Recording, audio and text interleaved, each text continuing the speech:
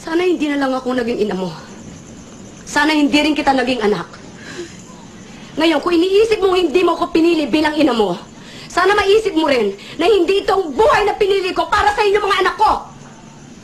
Kung iniisip mo na sana binalik kita sa tiyan ko, sana maisip mo rin na ilang beses kong ginusto na hindi na kayo pinanganak. Para hindi nyo maranasan ang hirap dito sa mundo.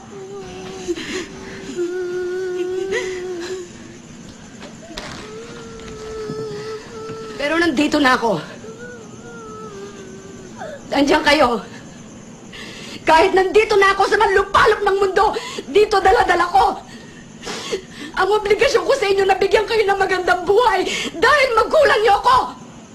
Hindi mo ako naiintindihan.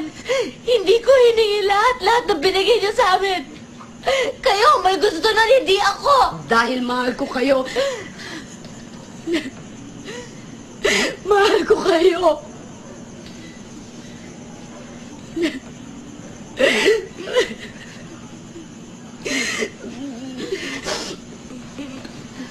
Ngayon, sabihin mo sa akin, sinasabi mong hindi kita naiintindihan?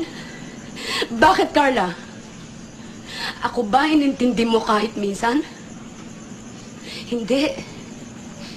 Sarili mo lang iniintindi mo. Sana kahit minsan, binigyan mo na halaga lahat ng paghihirap ko sa inyo, lahat ng sakripisyo ko sa inyo. Sana, tuwing umiinom ka ng alak, habang iniitip mo ang sigarilyo mo, habang nilulustay mo yung mga perang pinadala ko, sana maisip mo rin kung ilang pagkain na tiniis kong hindi kainin para lang makapagpadala ako ng malaking pera dito. Sana, habang nakahiga ka dyan sa kutsyon mo, natutulog, maisip mo rin kung ilang taong kong tiniis ang matulog mag-isa habang nangungulila ako sa yakap ng mga mahal ko. Sana maisip mo kahit konti kung gaano kasakit sa akin na mag-alaga ng mga batang hindi ko kaano-ano. Samantalang kayo mga anak ko, hindi ko man lang kayo maalagaan. Alam mo ba kung gaano kasakit yun sa isang ina? Alam mo ba kung gaano kasakit yun? Kung hindi mo ko kayang ituring bilang isang ina, respetuhin mo na lang ako bilang isang tao.